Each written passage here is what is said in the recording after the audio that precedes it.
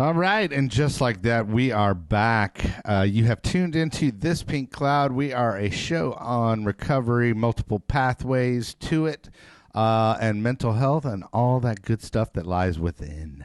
I am DJ Kelly Reverb, and I am an RS. There we go. The choir sings DJ Kelly Reverb. That's my intro music. And that. But anyway, thanks for tuning in. Hey, if you're watching us on YouTube, please hit subscribe. And then also we are streaming on all other major platforms. Be sure and give us a follow there. And then also we're trying to grow that Instagram presence and the TikTok presence.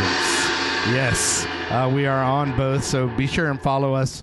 Always have good content on there. Chad, thanks for coming in. I appreciate you running the board and all the other fun stuff that goes with that. How are you, buddy? I'm just doing great. I'm doing fantastic. I'm doing fantastic, bro.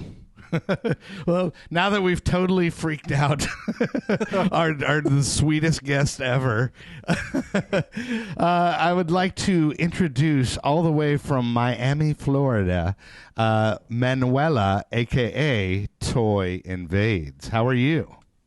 Hi. I'm so excited to join you guys today. Yeah. And, thanks for coming on. And it's funny how, actually how this happened is there was a mutual friend after he saw the Colton episode. Yeah. There was a guy that hit me up, and then he was like, oh, dude, you need to have Toy Invades on. She's a street artist. Or do you consider yourself a street artist, graffiti artist? What do you prefer? Artist, because I do a lot of different mediums. Okay. And muralist, because I did start off in the streets, but now I'm more, trying to do like commission murals and working with like brands, and it's hard to do that when you're out in the streets doing it. Yeah. No, I get it. Well, okay, so why don't we just hear, because like you and I kind of did a little pre-interview where we talked a couple of weeks ago. And then I was actually fortunate enough to be in Miami for Miami Music Week, and we actually got to meet face to face. And she was doing amazing stuff live at a gallery while all this was going on down in the area is called Wynwood, right? Yes. Okay. I love Wynwood. Yeah, Wynwood's great. Wynwood is like our Deep Ellum, but much cooler and much more Latino. Latino. Well, yeah. So why don't you go ahead? Because, we were doing the pre-interview, and you were telling me some really interesting stuff as far as how you were kind of brought in, but then you felt like an outsider. So I don't know if you want to start there or start earlier, but the floor is yours.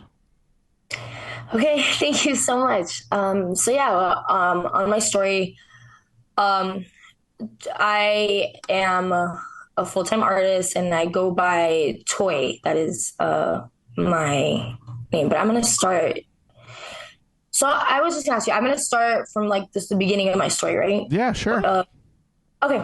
So from the beginning, I came here to America, to the States, when I was 1 year old, from Colombia, Medellin. And nothing growing up here in America. I didn't, I had. Were your parents? Did your parents leave Colombia for reasons? Was the cartel bad, or did they just want a fresh start here in America? Yeah, it's so. I'm not going to get too deep into it because my last name is Escobar, so I do get that. Well, there question. we go. Sweet. I happen to be the niece of Pablo Escobar, and no. I'm just kidding. No, there's no affiliation. Right. I think they just wanted to, they got married and they were young and they just wanted to come here to America to start, like many Latin. I feel like Hispanic people come here, and also many everywhere, not just Latins. Everyone migrates to America for the dream, the American dream. Sure, of course. So I think that we came over here, and yeah, I don't think I grew up here in the States. And we'll just fast forward into like high school. Really, like middle school is when I started. If I had to pinpoint it, I would say fifth grade going into sixth grade is when I started to like feel not like everyone else. It all really started with being an immigrant here. Mm-hmm. Well, because you came from a Spanish speaking household, right? As well. Well, yeah, so, but English, yeah, it was my first language, but I was an immigrant. Like, I came here illegally. Like, so I grew up illegally. Right. So when I started to ask if I can drive and I can get a job, they were quick to say, your situation is a little different because my sisters are all American. Right. Yeah, they were born in the States. So you actually came over as a 1-year-old illegal immigrant, so to say. Yeah. So I was like, okay, well, this is so weird. Like, why do my sisters get to, drive and get jobs? Why do they have special privileges and I have to hide? So from a young age, I felt very different. It didn't make sense to me, again, because I came here so young. But it's okay. We moving forward. I think that was the start of just questioning that something was not right with me, and I don't know. I felt like an outcast going into high school. Well, I mean, that is a weird thing having to do like this whole, paper shuffle, probably even to get you into schools and stuff like that. And like you said, you couldn't drive or get a license because you were technically illegal, Yeah. And in high school, when everyone was starting to dreams of what they were going to do with their lives, they're going to go to college, they're going to go do all these things. That wasn't really an option for me because I don't have, I don't have Social Security. So I had to, they basically were preparing me for when I got out of high school to just do jobs under the tables and, be a nanny, babysit, maid, jobs that typical immigrants they get, and there's nothing wrong with it. Right. I did those jobs for many years because that's all I could do to make money because I wanted to make money. From a young age, either that or Uber under your cousin's name. That's like that has a like an actual driver's license. Yeah, and back then they didn't even have Uber. We're still using taxis. I remember that was fun. But anyways, so. I felt there was no point in me being here. Everything I wanted to do was quickly shut off with a no. Also traveling, seeing, my family being able to travel and go.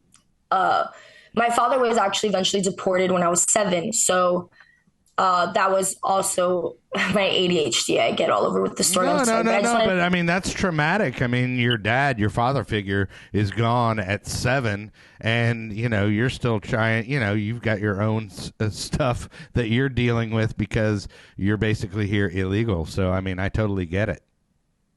Yeah, it was so yes, it was very confusing. And again, my sisters would always be able to go visit him every year. And I always stayed alone, and it felt like I was punished in a way. Every summer when they would go on vacations, I would stay and I would be punished in a way. So whatever, growing up in high school and learning of all these circumstances, I'm becoming older and I'm not really too happy with my circumstances, and this didn't make sense to me. So I started to turn to alcohol and drugs at around 14 to cope with this feeling of not belonging.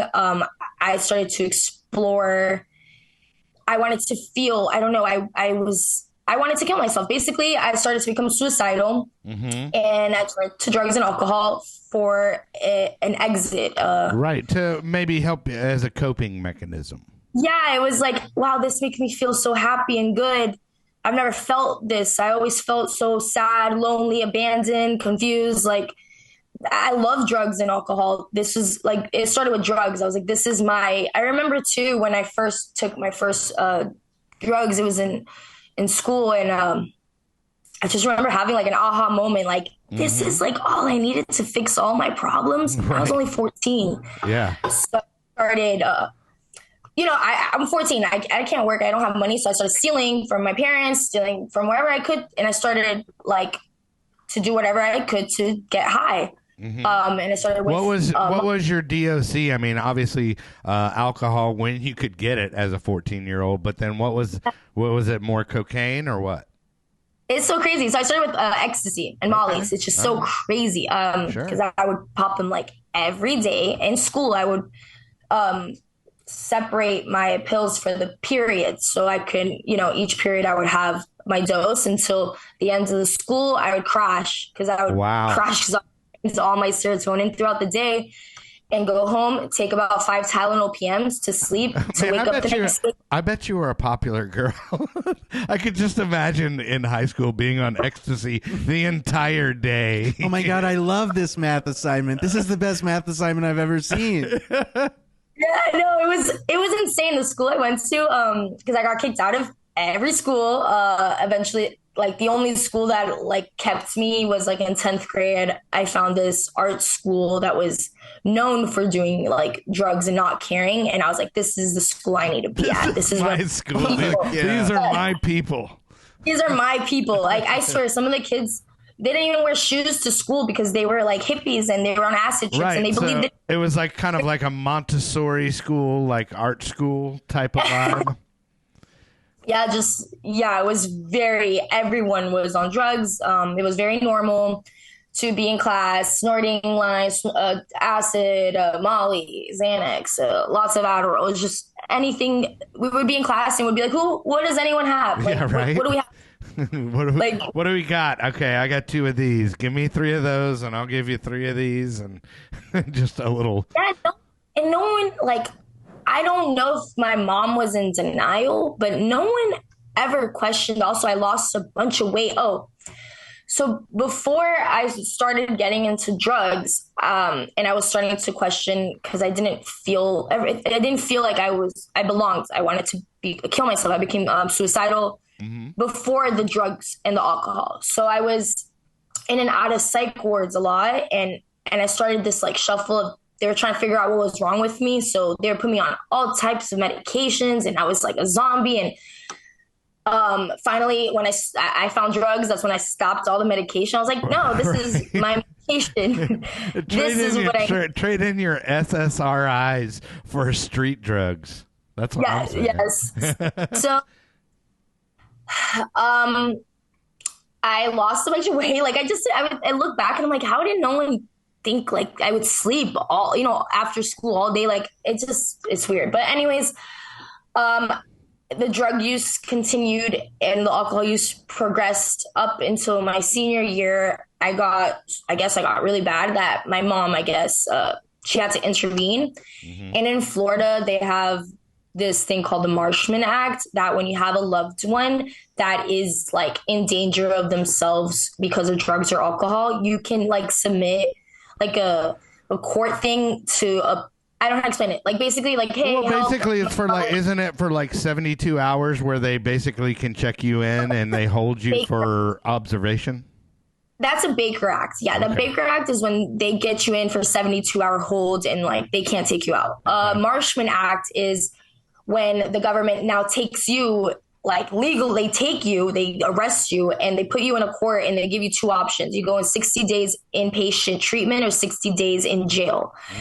And they did that to me 3 months before I was supposed to graduate. I was so bad. My mom, I guess she thought I was going to die, and she finally realized that I had a problem, and she Marshman Acted me. I remember coming home. She tricked me. She had taken all my Xanax. I eventually, from all the ecstasy and Molly that I did in 10th and 11th, I went into a even more depression because I burned all my happy chemicals, that I started now to take like Xanax and downers now. Right. Again, my story. Benzodiazepines. I do everything, and I don't. Clonazepams. I don't know. No, here it is.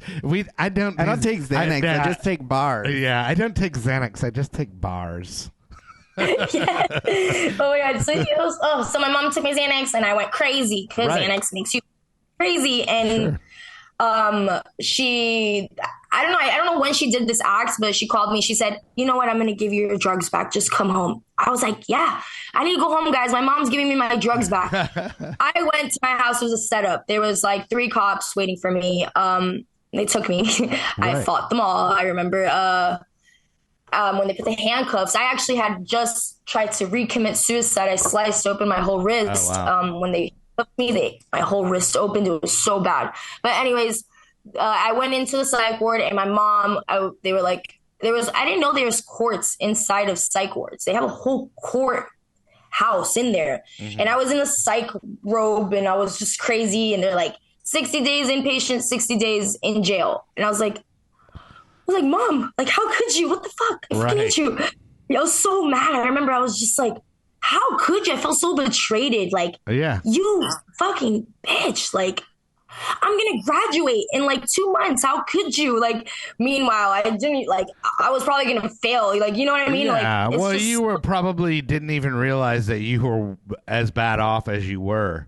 You know, you were probably, you know, emaciated and not sleeping at all. So you probably, good chance that Mom made the right call. You know, I've been tricked into getting arrested by my parents. That was the first time I ever got arrested. Yeah, they were like, "Hey, come to this counselor's office and we're gonna get you into treatment." And I agreed to the treatment. The next thing you know, that door fucking flings open. It's like, "Mr. Williamson, put your hands up against the wall and shut the fuck up." I'm like, "Oh man, you." So I get it. Trust me. Yeah, and then I was just upset because it's my senior year. I missed out on prom, missed out on everything. Again, I already had missed out on everything in high schools, but again, my selfish, I don't know what it is, wanted to make any excuse I could to not get help. I ended up graduating in rehab. It was crazy because they weren't going to let me walk because I had like, I don't know, some certain like rules on me. Mm-hmm. And 3 days before my graduation, they like switched my meds inside of the rehab, and I started to like hear voices. Mm-hmm. And I ended up, actually, it was like crazy because I was already in rehab. I didn't think you could get Baker acted while you were already in an institute, like in a facility. Right. I was like, what the fuck? So that was Baker acted, and then they released me early because they were like, she's graduating high school. They did some special thing where they let me come to my graduation, but I was the first person to walk, and they immediately escorted me back to rehab. But it was so funny because I like disappeared the last 3 months of school, and I just popped back up. Hey, and then they're like, hey, don't mind this. Don't mind my police escort and my ankle monitor. I'm just going to walk across the stage. Okay, see you guys. Literally, that's what happened. And I just was like, peace, bye, I gotta go. I can't talk to anyone. Like, everyone's like, what the fuck is going on? And I'm like, oh my God, this is horrible. Anyways, I graduated rehab. And I thought everything was great. I thought I was on top of the world. I was on a pink cloud. All right. Well, now you're on this pink cloud. Yeah. That was a good dad joke, Chad. I like this pink cloud. So, 18, fresh out of rehab, just graduated high school, have the world in front of me, thinking. Also in rehab, they taught me that there's a lot of yets. I thought like things couldn't get worse than they did. You know, this was the end. I'm turning the new chapter. I didn't listen to any suggestions. I relapsed very quickly after I got out of rehab. And I began the halfway shuffle. That's what they call it down there. And they were just shuffling me from halfways because I would get drunk and I would relapse and I would lie. And I remember just... And then you get kicked out of that halfway house and then get moved into another one. And then, I remember you were making the circuit. Oh, my God. And I just remember when I would go into like... I really thought I was smarter than them. I really thought I could drink and do drugs and I was going to come back and they weren't going to catch me. And like, it was like so exhausting to be living like this. But anyways, I did it. And I actually, I they weren't accepting me more in halfway houses. I think they got the word that I was doing this thing. You had the picture up on the wall. Do not admit this. Yeah, she needs to go back to treatment. Like, don't allow her. Right. She's not in recovery. Like, don't let this Escobar back in here. And at that time, my mom had enabled me so much during all of these relapses that they whatever. I was in an outpatient program also in it, and I had to complete 60 days. The whole freaking thing, that whole Marshman Act, I had to complete 60 days, and I wouldn't complete the 60 days because I kept relapsing. So each time I would incomplete a program, they would put a warrant for my arrest. I was like, what the fuck? Anyways, I ended up running away from one of the programs. I didn't complete it, and I told my mom I was going to go stay at a halfway house. So I lied. I found some room on Craigslist for like $300 with some random scary person. Mm-hmm. I didn't care because I was sick. I just was trying to survive. Right. At this time, drugs and alcohol were your job as well. Yes. So I didn't care about where I lived as long as I could get high, you know? Right. So in this little shack room or whatever I was living in, I ended up pregnant. I don't know who the father was. I don't know. I just got pregnant, and I was like, oh shit, this is not okay. And it was really wasn't scary. In the plan. No, it was scary. It was like, this is what the fuck. So I had to have an abortion. It was very not fun because I was sick, and I was just like, I can't bring a child here. If I'm like this, I'm going to hurt. Like, no, that was traumatic too. I didn't process it because I was on drugs and alcohol. Mm-hmm. Anyways, long story short, I was eventually readmitted into treatment, and I surrendered again because I was like, no, this is scary. Like, it's actually bad out there. It gets worse. Mm-hmm. I thought that was it. I thought it was it. So when I got out of treatment, I just kept relapsing. So many relapses. I had a boyfriend at the time, and he ended up going to prison. And his mom actually was in recovery. She had 30 years of sobriety, and she called me. I was like so sad because, you know, he was up and he got locked up. Mm-hmm. She's like, come up to South Carolina and you stay with me, and like, I'm going to sponsor you, and like, you're gonna get your shit together basically while my son's in prison, you know, doing his time. Right. And I was so like broke. I was like, sure, yeah, anything. If I move, that's the answer. It's Miami. Miami's what's wrong. Right. And you know how they change locations, that you just bring yourself where you there. go, there you are. Yeah. So I thought I was saved. And I remember the last night here in Miami, I spent all my money on cocaine.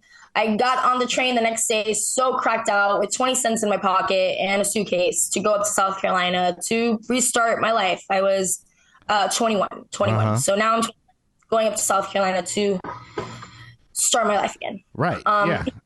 With a 20 cents and a spot to crash.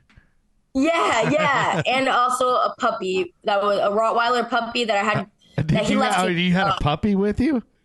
I had a puppy, and the third day we had the puppy, he went to prison. So I was left with the Rottweiler puppy, which I had. Gotcha. It was going to grow up to be a monster. Oh my God! Yeah. So hey, anyways, real quick. Let me throw it to our sponsor, because your story is fantastic. But I have to interrupt for our sponsors. We have Lone Star Injury Attorneys, and that is thispinklawyer.com. And that will route you to their website, which is Lone Star Injury Attorneys. They are personal injury attorneys, and it is Max the Axe. And he actually practices in Texas and California. So hit him up. California. He practices in both states, and will get you the maximum results. So go to thispinklawyer.com and tell him we sent you. And then we have our friends at neuroglow.com, which is neuroglow.com. And they are a ketamine infusion therapy. Shout out ketamine. But they are a ketamine infusion therapy clinic where they microdose ketamine and people have seen results with PTSD, suicidal ideology. Also, people that are treatment resistant have seen good results with them. And then our new sponsor, which is ourselves, Chad. Yeah. Our new track that is coming out on Beatport. It's Kelly Reverb and Chad Lamons, and it is called Must Get Burned. You want to play us a little? You try so hard. Failure is your just reward. There is a lesson you must learn. Play with fire, you must get burned.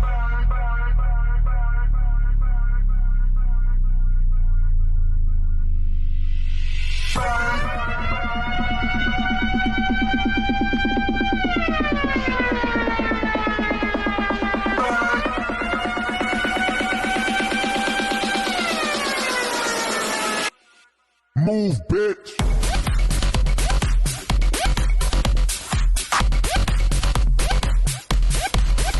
All right. Anyway, that was fun. We decided to do that today. Like all of a sudden, we're like, "Hey, dude, we should give ourselves a commercial while we're on the show." Hell yeah!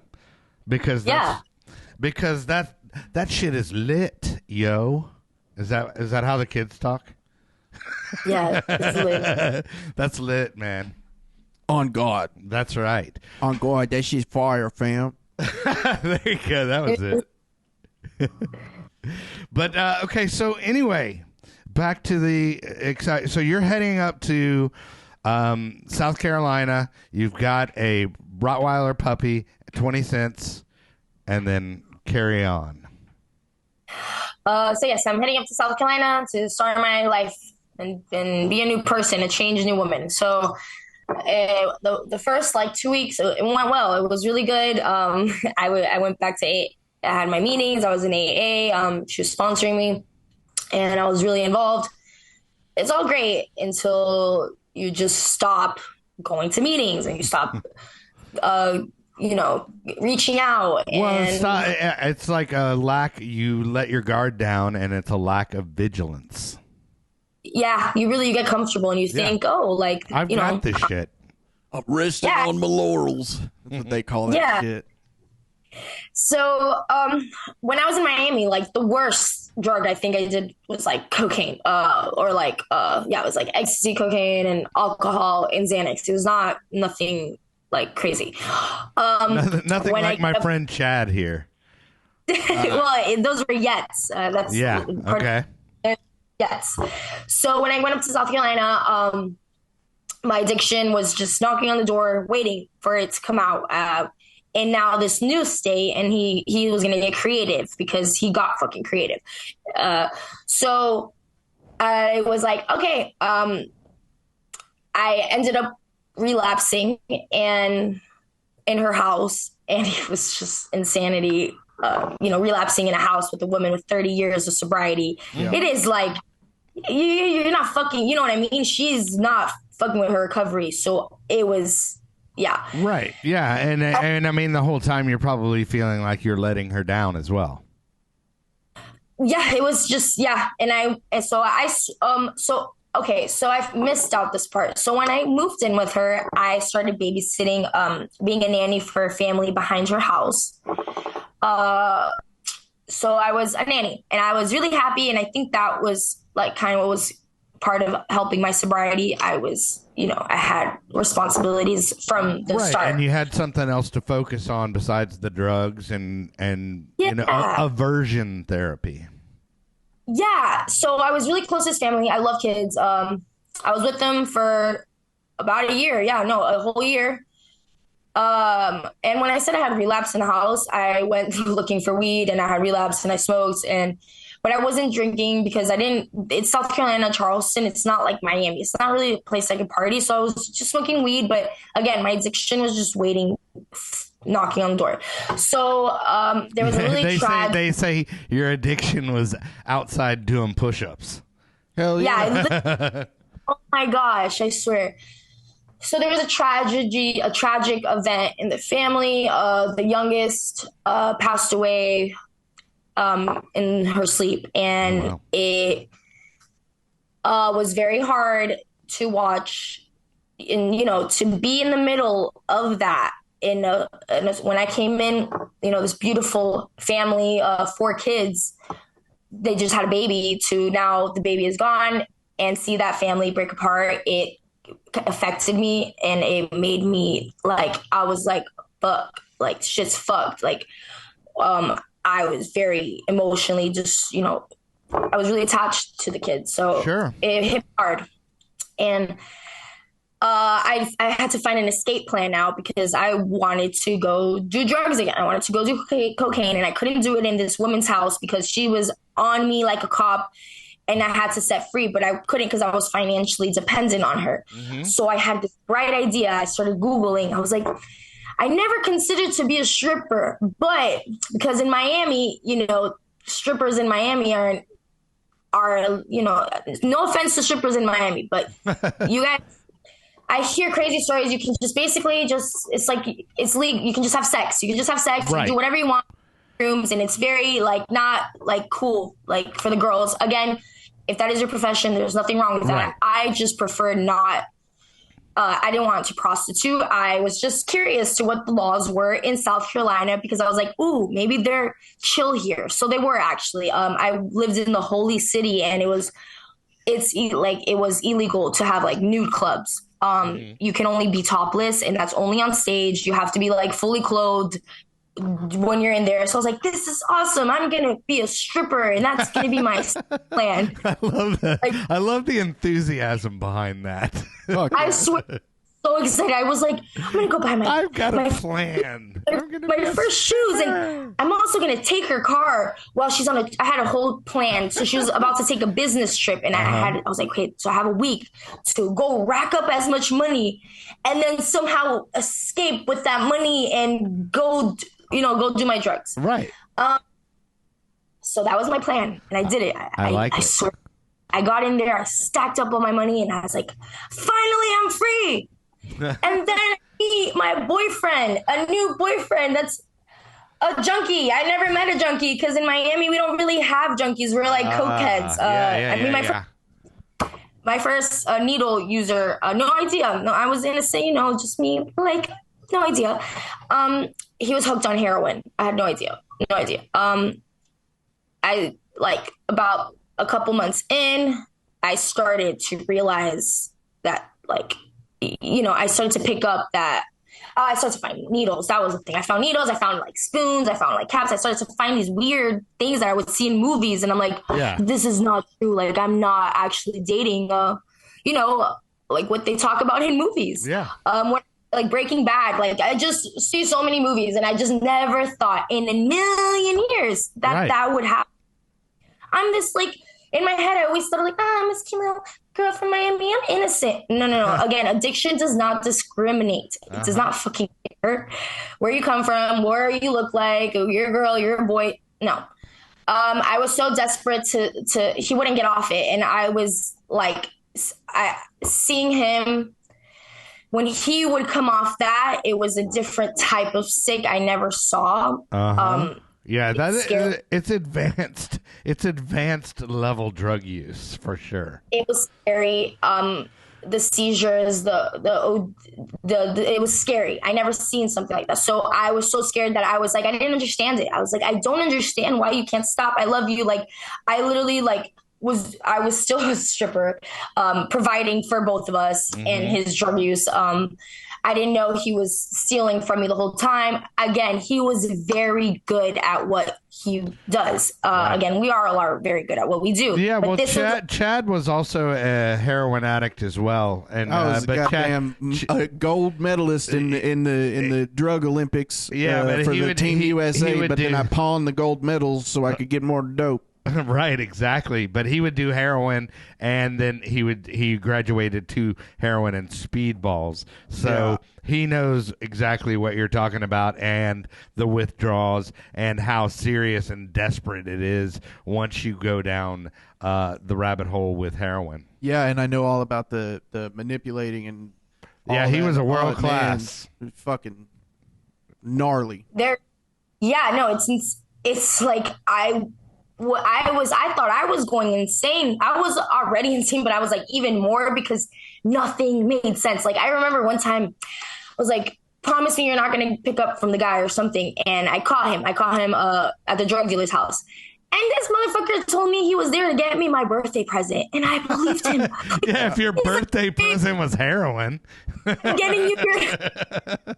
And I'm like, and I remember like questioning it, like, no, maybe he was, like, maybe the guy just like stole funds. I don't know, like, but anyways, long story short on that, I was so frustrated. I couldn't get him to stop. I wanted to see what all the hype was about. I was like, yeah. This is clearly something like it means so much to you that you're willing to put anything, including his daughter, over it, that I was like, I want to try. It must be good. I want to try. So he shot me up for my first time, and I got hooked onto it, and God, it brought me down deeper than I never even knew. You never even knew that bottom existed. No idea. Ended up in drug-induced psychosis. I shaved my head off one night, bald. I remember when I FaceTimed my mom, she was like, what the fuck? Right. I'm glad you're doing so good in South Carolina. She wasn't allowing me to FaceTime my sisters because I was scaring them, because I was like spots and patches, and I was like just strung out. Like my eyes were always crossed. That was another thing. I never got the point of getting. I could never see. My eyes were always just looking like right. Yeah. Anyways, it was and there's nothing to go. So, there's nothing to glorify there. It was. Yeah, no, it doesn't sound glorious. It was not fun. It was scary. OD'd. Just, God, I never thought I would end up in like crack houses like in the movies, and I would be that crackhead outside going crazy if my dude wasn't answering. I didn't care what you gave me too. That was scary. A lot. Well, that's where, a lot of people are with fentanyl now. They even know, oh, hey, there's a good chance I could die. But, they don't. The high is so important that it overrides the common sense.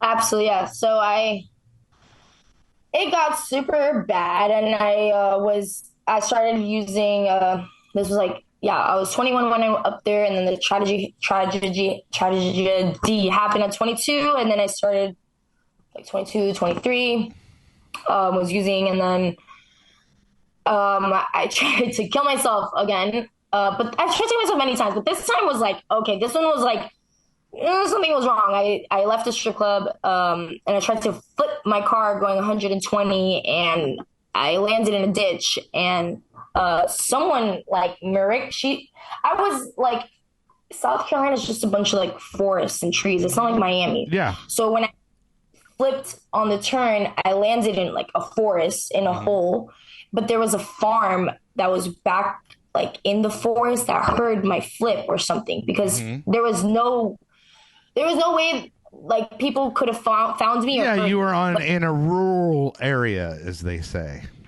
Yeah, so someone had called in and said, I heard like a noise, come investigate. I don't know. But I, in my crazy drugged out mind, when I landed, I was like, oh, I have to reverse out of this hole because I need to get home. Right. I was like, oh shit, the whole car is completely like torn apart. Now I need to just walk home. I'm gonna just walk home. So I walked 2 miles from the scene, and the cops found me with my head split open, just completely like a horror scene. They're like, man, right. You're just in an accident. I was like, no. They're like, ma'am, like your car's like over there in a ditch. Like you look at you, you're like bleeding. I was like, no, like I need to get home because I need to finish getting high. Like They took me. Yeah, no, that's all I thought about was I need to go home because I need to keep getting fucked up. I still got shit to do, man. Yeah, like, come on, no. Right. So they took me in. I was not happy. And they let me go because once the ambulance takes you in, they have, like, they can't tell the cops, like, the HIPAA law. So I was saved from a DUI because I was very intoxicated. And that still didn't stop me. But what it yeah, it didn't stop me. So I kept on, and then in 2020, COVID happened. The strip clubs closed. Oh yeah. Now what am I gonna do? The income dried up. Yeah, I was like, fuck. So I was like, okay, I guess it's time for me to go back to Miami, this South Carolina. I'm bald. I'm hooked on now new drugs. I had cuts all over myself because when I would like I don't know when I was stripping, I hated myself so much that I started to cut myself. Yeah, like self-mutilation. To scare the men in the clubs wouldn't come to me. Yeah, it was like this weird thing. So yeah, I also at the end of it, the club owners were like, they really liked me when I first came in, but at the end of it, I didn't look so pretty. I was, again, bald, cuts all over me. I was like really, really skinny, and I was on a bunch of drugs. And they were just like, I think it's time for you to, you know. So anyways, I came back down to Miami in 2020, and I was just like, okay, moving locations isn't the answer, you know. I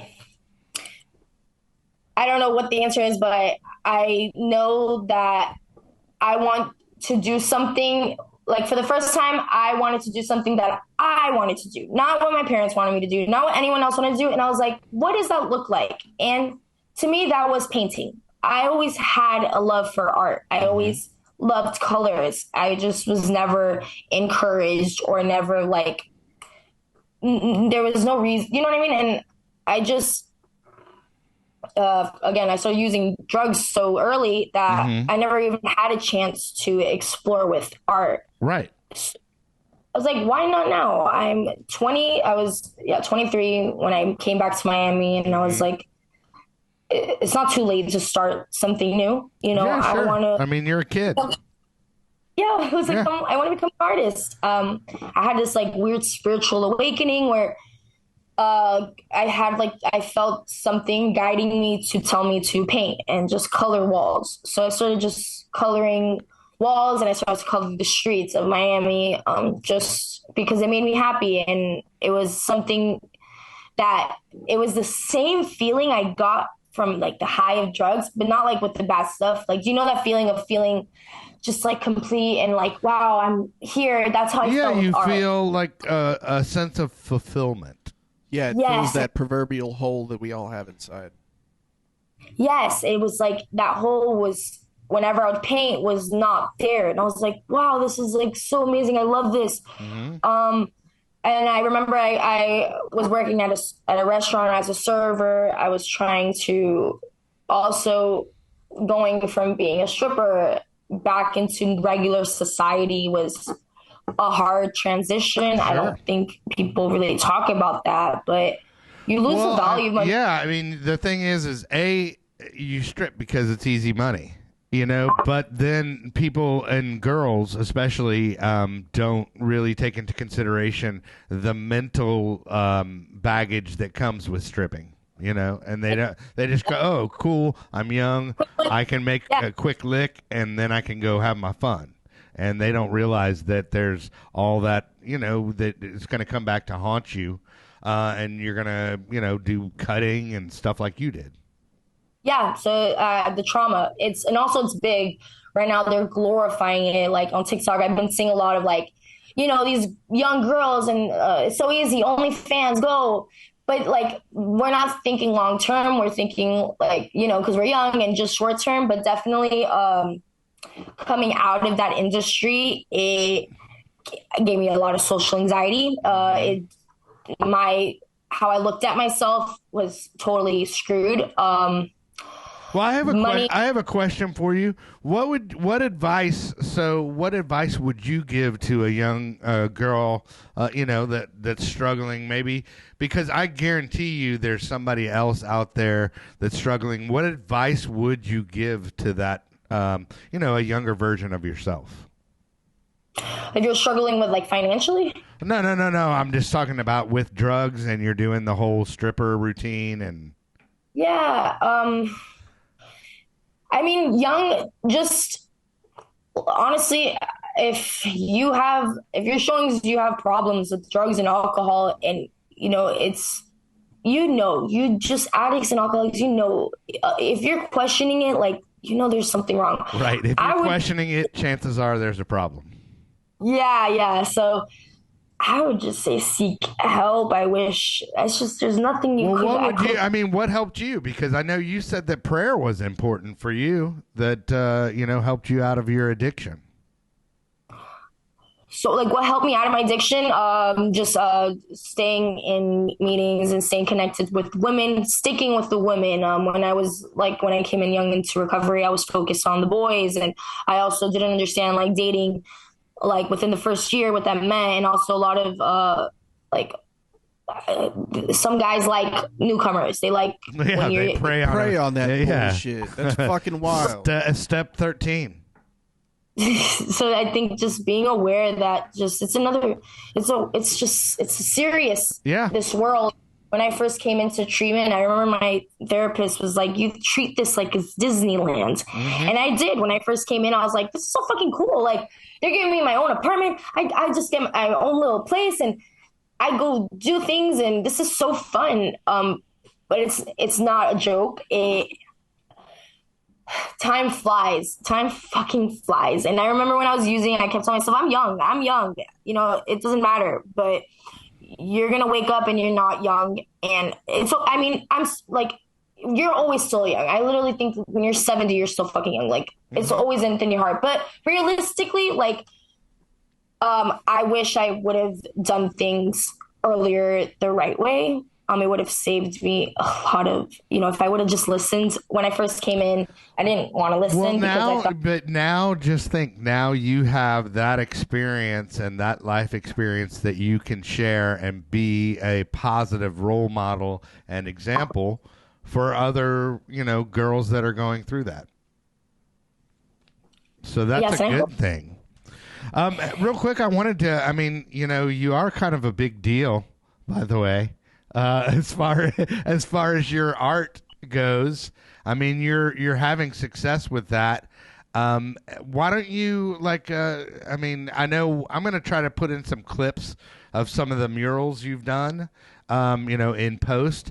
But why don't you kind of tell everybody how did the toy invades and all that? How did you come up with that?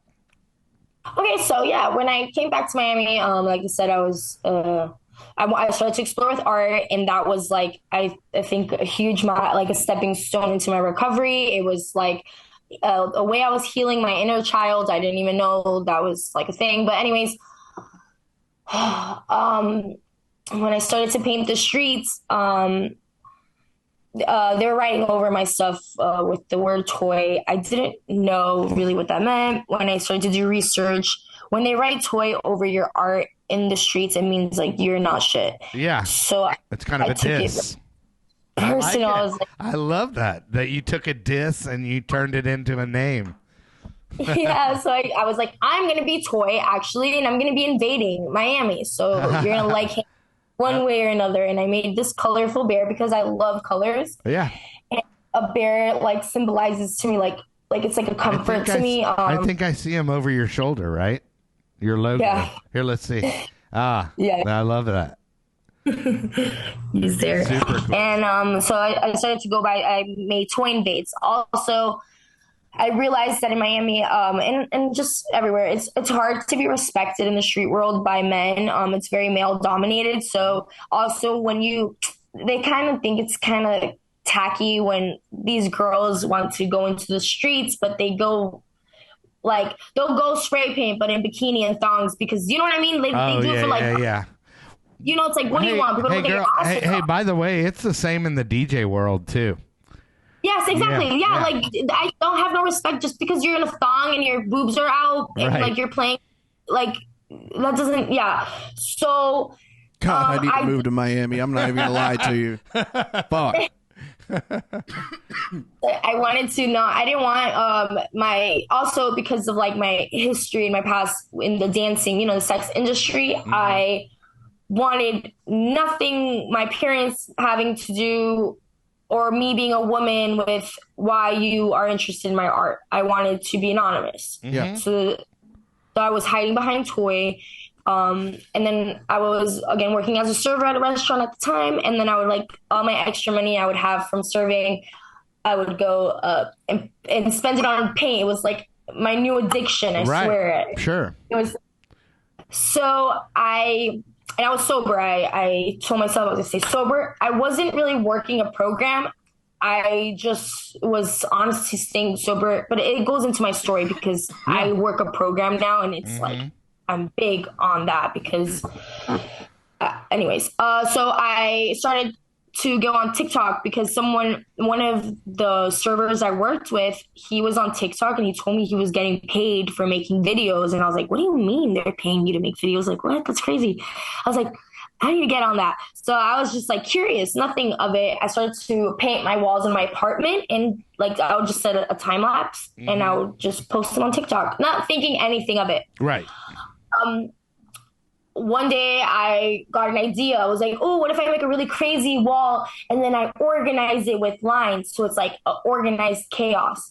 So that's where my tape design came about. Right. I posted it. I woke up the next day. It went viral, like all worldwide. I had people from all like different countries recreating this tape design. In Australia, I had it in Colombia. Is the tape design on that easel right behind you? Yes. Which in the pictures that you'll post up, you'll see the glowing mural. My signature tape design, and that's what went viral and what Toy is known for. I love it because like I've seen some of your stuff and it's definitely like Miami Vice 80s vibe. That is like my inspiration. Is like I love that. Like, so much. It's so cool. And so after I went viral, I was able to quit my job as a server. Like within a week, I just got booked out and I started just doing the tape design like all over Miami, in selfie museums and nightclubs and bars and smoke shops. It's just I'm still doing those murals, and it's just was like it was crazy because it's just like I was one day working as a server at a restaurant, like, you know, trying to recover from all this stuff, and then one day waking up and like now going worldwide. I was just like, whoa, it was like really, you know, it was like I think that's amazing that, you know, I mean, it is the American dream, really, kind of, sort of, you know? Yes, and even an immigrant, it felt even more cool, you know, to be able to. So once I went viral, I was like, oh shit, this is okay, going somewhere now. Real. Yeah. I have to get serious. I have to like get my LLC now. I have to like, you know, make this into a business because now it's not just me posting just whatever, you know, at first it was just my hobby in a way for me to have an outlet. Now it's turning into how I'm making money. Yeah. You know, now I'm making a living off this. This is crazy. So I just started to build what do we have? What can we expect from Toy Invades? Like as far as upcoming stuff that you have, like you mentioned worldwide. So, like what's coming up with Toy? Yeah, what are you gonna do? What do you got? What I mean, are you booked? You got big gigs? Yes. So I'm right now. This year I finally integrated and I'm have transitioned into the Web3. Okay. So I have just released my first NFT collection, and I am right now very big in the Web3 community with onboarding Web2 artists and really anyone that has any curiosity. And like the event you saw me at, that was a NFT event, a Web3 event. Cool. Yeah, we're going to have to do like Chad and I will do an NFT song. And you'll have to you'll have to show us how like they'll own like 2 seconds of a song. Yeah, you'll have to show me that NFT hustle. Yes, it's super fun, and it's really about the community. Because like when I saw paintings, like that's it. You know what I mean? You just get the painting, but when you have NFTs, you can add utilities now. So let's say I make an NFT and I want to now make a painting part of that NFT. We'll get into it another time. But anyways, that rabbit hole goes deep, huh? Yeah, it goes too deep. But anyway, so I built Toy, and I was sober. But then when I started to get like bigger in Miami, I started to get asked to go do events live. And now I was like, well, now this is weird because I've stayed away from the nightlife and the night scene. I haven't gone back, and now I'm going in as an artist. It was different, Yeah. It's not like I wanted to be in the nightlife. Now it was like, now I'm doing it for work, which was. But no, you know what I mean? It was just you do know what I mean. I know exactly what you mean. Because it was so weird going back the first time to DJ without my little sippy cup of alcohol. Yes, it's weird, and it's like people are just drinking around here, and just like I don't know what to do with my hand, and I'm just But now I love it because I can sit back and go, man, that person is going to have a shit night here in about 2 hours. You see it coming like a train now.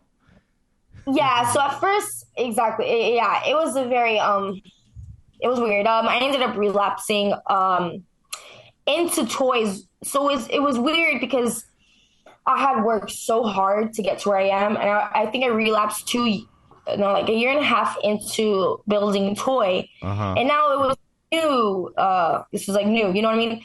Actually, this was last year when I relapsed in October. Now I've relapsed. I went back out. I stayed out, and I'm still doing everything with toy, but slowly everything is falling apart. And it was scary. It was like, right. I was like, what?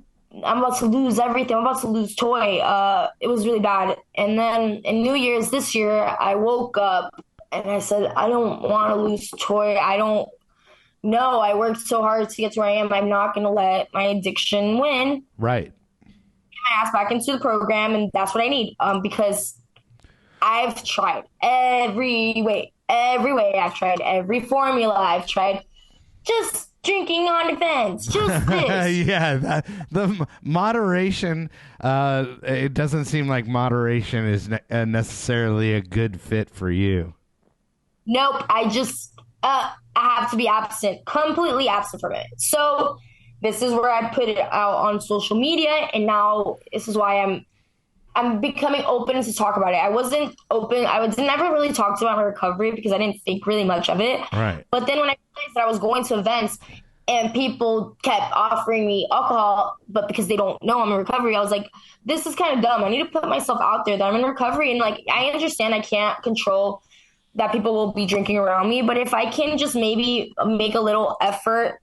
I think, especially once we cut this up into clips and, because it's all about that clip culture. But, if you throw some of these clips on here, talking about it, and just the fact that you're mentioning it and that people already relate to you is going to be huge, because I've felt that from a lot of my DJ friends and peers, that they're like, oh, okay, well, hey man, it's okay because he's gone through it, so yeah. I think what you're doing is great and inspirational, and that it's very relatable to a lot of younger females. The cool thing is you make it look good, and I don't mean that in like a weird way or anything, but you're out there doing it, and we make it tangible for other people, right? And that's the thing, because if somebody came along, everybody that tried to tell me sobriety was fucking cool, I was like, fuck you, you're a fucking dickhead. You know what I mean? But you get people that are out there like really like doing something with their fucking lives, and they're actually about what they're talking about. They practice what they preach. Like, fuck, man, you could have came along and saved my life years and years ago. But since they didn't, now I have this. Now I try and help, because like, fuck, I don't want anybody to feel like I felt. You know what I'm saying? Yes, and I used to think it was like, for me, I was like, I don't want people to like label me. I don't want people to know I'm an addict or alcoholic, but it's not for me. It's because like you just said, I want to prevent someone from feeling that way. And I was so surprised by the amount of people that reached out after I opened up on my social media people, I had no idea that they have they have problems. It's that secret society we talk about when you become sober. It's like, oh, so am I. Oh, I've been in recovery 10 years. Yeah. You know, it's crazy. I was like, what? I'm like, no way. What? Yeah. Yeah. And it didn't take your edge away or your creativity, you know? So obviously, you know, it's like, do I think, you know, I'm a better DJ when I'm drinking? No. Fuck no, you're not. Yeah, right. I can tell you that, so that's another good point. Uh-oh. A lot of people think, especially that my art is kind of like psychedelic looking. It's really trippy and colorful. Yeah. I get asked all the time, what drugs do you take to do your art? And I'm like, I actually cannot take anything because I won't work. I don't have to explain it. If I do drugs, I'm out there. You're talking to the shadow people? Yeah, I'm not fucking painting. I can't even no. Right. I can only paint sober. I cannot paint. I remember one time I tried to paint drunk. I was like, when I relapsed, I was like, oh, let's try this out. I completely ruined, I think, the mural. It was like the worst. Like, that's not. Alcohol and drugs is not really meant for painting. Right. And yeah, so I stay sober and well, that's you know, I wish you continued success in your career, and I really do appreciate you taking the time to do the interview because, like I said, I think it's going to help a lot of people, and you'll be surprised at what good feedback you get. And God, I guess maybe next time in Miami we'll have to schedule like a dinner or something official. Yeah, I want to fucking go this time. Yeah, you want to go to Miami? God damn right. Chad's got Miami envy since I've been since I went there, and I'm like I've got all these pictures like with DJ guys, and he's like, dude, I want to go. I'm like, well, Miami is cool, man. Yes, I love Miami. And I love that you said that it did not take my creativity away because that's another thing that people get scared of. Like, it'll change me or like it'll take. Actually, I enjoy myself way more sober than I do when I'm on drugs or alcohol. Right. And I think people agree with that too. They don't really enjoy me. So I appreciate you so much, you guys, and having me come here today and talk. And then we'll I would love to, you know, maybe touch base with you in about 6 months and, you know, see where you're at, because I always like to do follow-up interviews and stuff like that, and maybe we can become besties. Yes. Best friend. All right, well, cool. Well, I will once again, thanks for coming on. And then if they want to follow you or follow your work, what's the best platforms? Okay. Instagram, I post daily. On Twitter, I have a space weekly on Thursdays at 10 a.m. that the community or anyone can tune in and talk directly with me. Oh, yeah. And then you have over 5 million views on TikTok as well, which is not a little thing. Yes, I've had a couple. Several videos go viral on TikTok. Right. So it's been growing on there, and I'm right now transitioning over to YouTube and Facebook Reels. Cool. Yeah. Love it. Well, thanks again for coming on. And then, Chad, thank you for coming out, buddy, running the board. We got to get out of here, but join us next week. And also, please hit subscribe if you're watching this on YouTube or any other platforms. And then remember, kids, there is no magic pill for sobriety, because if there was, we would all take too many.